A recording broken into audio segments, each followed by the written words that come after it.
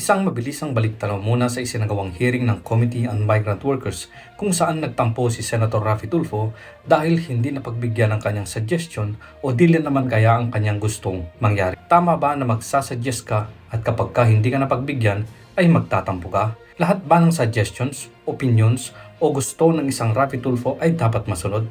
Isang taon na mahigit ang problemang ito dahil sa pagtapang-tapangan ni Senator Raffy Tulfo na tila baga ay pinapatiklop niya ang mga leader sa bansang Kuwait at nagbitiw pa ng salitang "They need us more than we need them." Kasi nga po, they need us more than we need them kung tutuusin. Ang naging sagot ng Kuwaiti government, ban lahat ng mga Pilipinong first time na papasok sa kanilang bansa. Pinatunayan nila na hindi nila kailangan ng mga Pilipino sa kanilang bansa at isinampal pabalik kay Senator Raffy Tulfo ang kanyang mga sinabi. Ano na ba ang ginawa ni Senator Raffy Tulfo para sa inumpisahan niyang problema na ito? Hanggang ngayon ay wala siyang statement tungkol sa issue na ito. Hanggang sa ngayon ay wala pa ring lunas sa gusot na ginawa niya. Narito ang sinasabi kong pagdinig, ating balikan. Nakakalungkot nga lang, hindi magkakatugma yung bang nasa damdamin ko bilang isang public servant nung ako isa pang broadcaster helping OFWs for the past 20 years. Hindi tumutugma sa mga taga-DMW. Nandito ba si Secretary Tusople? Okay. Kayo po ang pinadala? Opo, Mr. Senator, si Secretary Ople po ay kasalukuyang nasa Japan, kasama po dun sa delegasyon ng Pangulo sa official trip po. Okay. I just want to let you know sa OWAP, kami rito, ako bilang isang mambabatas, I can only investigate, enact legislation para mabigyan solusyon isang problema, and then I can recommend. Eventually, nasa desisyon niyo pa rin dyan sa DMW kung ano na dapat na gawin para mabigyan solusyon o matigil na itong problema ng pang-abuso ng OFWs. I can only recommend. It's unfortunate na hindi kami magkatugma ng boss mo, Secretary Tusople. I was expecting na yung puso niya ay para sa mga OFWs because I thought mahaba yung kanyang karanasan sa pagtutulong sa mga OFWs. Masama ang loob ko kay Secretary Tusople because when I declared, nung nandoon, first day, first night, nandun yung family niya, hinintay namin yung ataol. And I said, I want a deployment ban. Kinontra niya ako. I was only suggesting. I don't know kung bakit. Mas pinapaboran niya yung mga pulisya sa tingin niya para matulungan ang mga recruitment agency. Now, I will start by asking you, bakit ang stand ng boss po ninyo, madam, ay wag magkaroon ng deployment ban? Pakipaliwanag lang po sa amin. Baka may mga bagay-bagay na hindi po namin naintindihan and then hindi naintindihan ng mga netizens. Millions na po ng mga netizens sa social media ang nagsasabi, deployment ban, deployment ban. These are by the millions of people, OFWs and non-OFWs and their families. They want deployment ban. Habang nakipag-usap tayo sa Kuwaiti government. Pero ayaw po ni Secretary Toots. Pakipaliwanag lang po bakit ayaw niya. Again, gusto ko lang linawin na ang akin po ay recommendation lamang. In the end, kayo pa rin po masusunod at mag-implement kung ano man programa, polisiya na nais nyo. Okay. Go ahead po. Your name, ma'am, is? Tonet, sir. Tonet Velasco Alione. Ma'am Tonet. At maraming salamat po, magandang umaga sa inyo, sir. Unang-una po, ulitin ko yung pasasalamat dahil binibigyan niyo po kami ng pagkakataon na makapagbigay linaw doon sa inyong damdamin at sa inyo rin pong direksyon sa polisiya. Ito po ay sinusuportahan ni Secretary Toots Ople ang inyong pagsasagawa ng ganito pong pag-uusap para nga po mapalago yung mga polisiya natin. Maribisad din po kung ano man po yung mga areas na kailangan ay ma-improve pa. Linawin ko lang po sa Sir Raffy na hindi po siya kumontra sa inyo doon sa inyong pahayag na tingnan yung posibilidad na maglagay ng deployment. Sa katunayan po, kahapon ay pinalipad po niya ang isang fact-finding team papunta po ng Kuwait. Nandun po sila sa loob ng 2 linggo para kumalap po ng datos, ng impormasyon, makapag-interview po ng mga concerned na tao, pati na rin po yung mga stakeholders natin para po makapagbigay po ng klarong sitwasyon from the ground, ano ba yung mga totoong nangyari at ano pa po sa panig ng MWO ang mga kailangang ma-improve namin. Ang sabi po ni Sectoots, maganda na evidence-based at may data rin po kaming maisubmit po sa inyo na manggagaling po talaga sa baba. Pinatingnan na rin po niya yung mga kaukulang aksyon na immediately ay nagawa at maaari pang gawin. Kaya po si Yusek Bernard Olalia, may mga isinagawa na pong aksyon patungkol sa ating mga FRA at PRA na concern po dito sa nangyaring sa trahedya kay Jubilee. Kung maitatanong nyo, sir, si Ma'am Jubilee ay twice over kababayan. Jubilee ay kababayan ko po, pareho po kaming taga-Albay. Kaya nung namit ko po yung kanyang mga lolo't lola, nag-uusap kami sa Bicol, gano'n na lang po talaga yung pasasalamat nila na nandyan po kayong patuloy na umaakay din sa amin sa pagtingin po ng mga polisiya na ito. Yung presence po namin ngayon before you is a full manifestation on the part of Secretary Toots Ople that we are one with you in pursuing the best possible option, both policy and programs. At yung tatahakin po namin ay sana po nalandas ay gusto rin po namin mabigyan po kayo ng mga kaukulang datos at mga evidence-based na suporta sa policy making po. At naku sir, kayo talaga masyadong kayong mapakumbaba, sinasabi niyo lang rekomendasyon, pero malaki at malalim po ang respeto namin sa inyo bilang mambabatas dahil ang policy naman po talaga ay nanggagaling largely ang panukala po sa Kongreso. Kung kaya bukas po kami sa anumang mga alituntunin, nabasa na po namin yung ilang mga suggestions ninyo at tugma naman po dun sa ilang mga major policy items na napag-usapan na rin po sa DMW. Kasama po ang OWA Administrator si Arnel na mas babad na babad din po sa mga welfare responses natin. So bilang paumpisang salita po ay yun po yung gusto namin ipahayag. Maraming salamat po. Salamat po, ma'am. Kanina nabanggit mo na nagpadala po si Secretary Tuts Ople sa Kuwait ng fact-finding committee para mag-gather ng mga ebidensya or evidence-based using your own words and data para malaman kung anong pwedeng magawa at maaari pang gagawin. So ang tanong ko po, ano po yung mga ebidensyang nakalap ninyo so far at ano po yung pwede nyo magawa at pwede pang gagawin? Sir, actually po kahapon lang po sila nakarating ng Kuwait. Gawa po ng mga sa visa, yung mga arrangements po na we had to go through, and we thank DFA for the support. So we expect them po to submit an initial report by the end of this week at makakaasa po kayo na ibabahagi po namin. Very close naman po yung coordination namin sa inyo. What we have so far po ay yung ating initial na mga datos po galing sa ating MWO sa Okay, Kuwait. so ma'am, paiksin natin, sorry. So, papunta pa lang ng Kuwait. Kakarating lang po Karating sir. pa lang, so wala pa nagkakaroon ng evidence. Oh. Okay. Ano pang klaseng ebidensya ang kailangan yung ikalap? Samantalang, nandiyan na, nakita niyo naman, yung bangkay ni Julie B. na dumating from the airport, nandoon kayo sa Secretary Ople, wala ata kayo doon. Andiyan naman po yung datos tungkol sa mga OFWs na namatay na previously, kaya nagkaroon tayo ng deployment ban, and then nilift, deployment ban, and then nilift.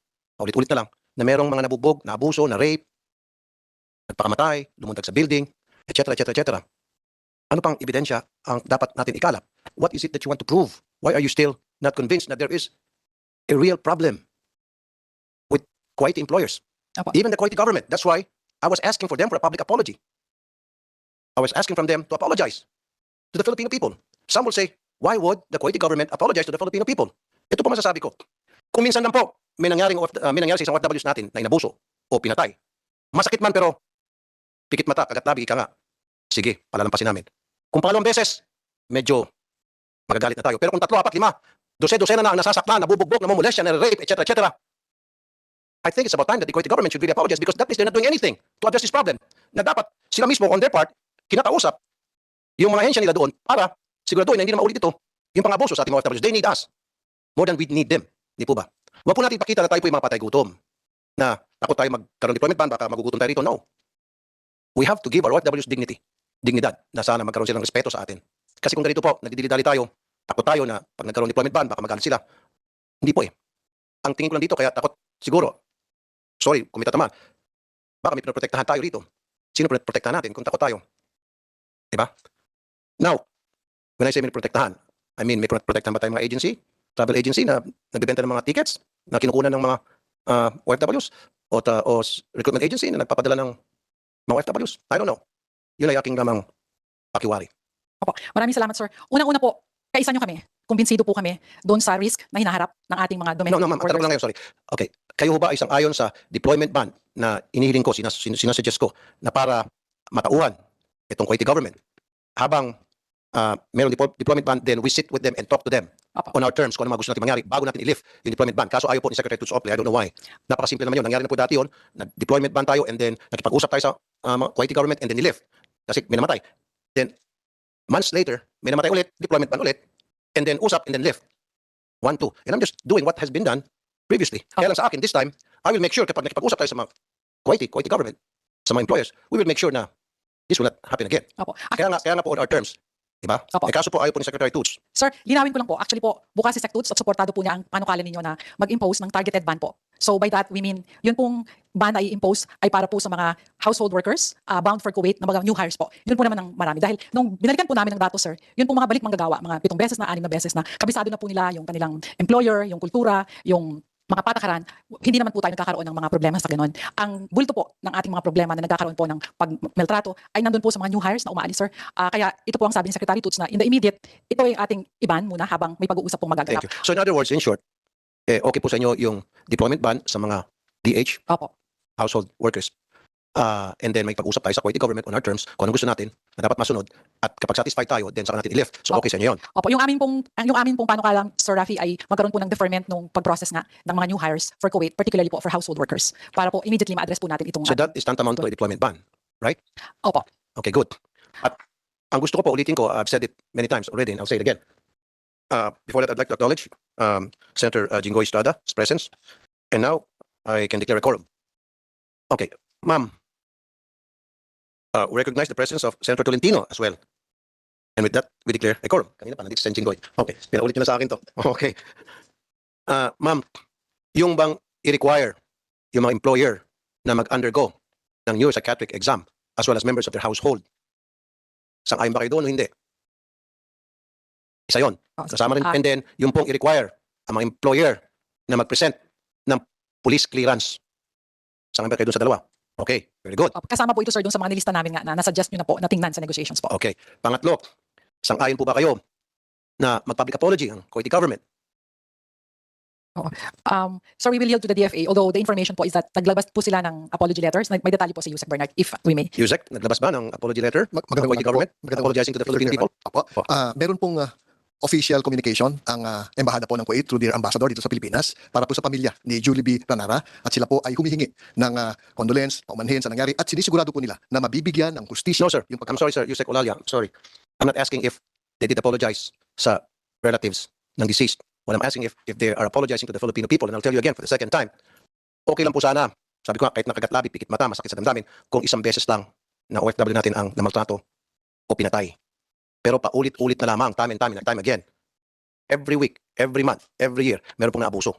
And I have the data sa programa ko sa radyo to support that. Now, alam to ng Kuwaiti government. At least ba lang, sasabihin nila, we apologize to the Filipino people, to all the OFWs.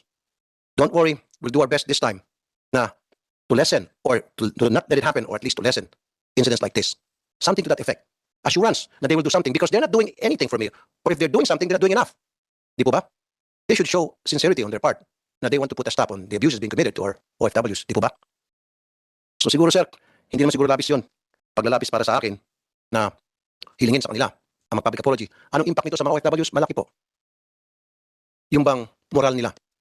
Taas na yung gobyerno humingi ng patawad. Yung gobyerno ng Kuwait humingi ng patawad at ngayon naunawaan yung aming kalagayan at yung gobyerno ng Kuwait pala ay meron ng gagawin para matigil na ito. Yung gobyerno ng Kuwait, naramdaman pala nila yung aming naramdaman. Diba? Yun lang po yun eh.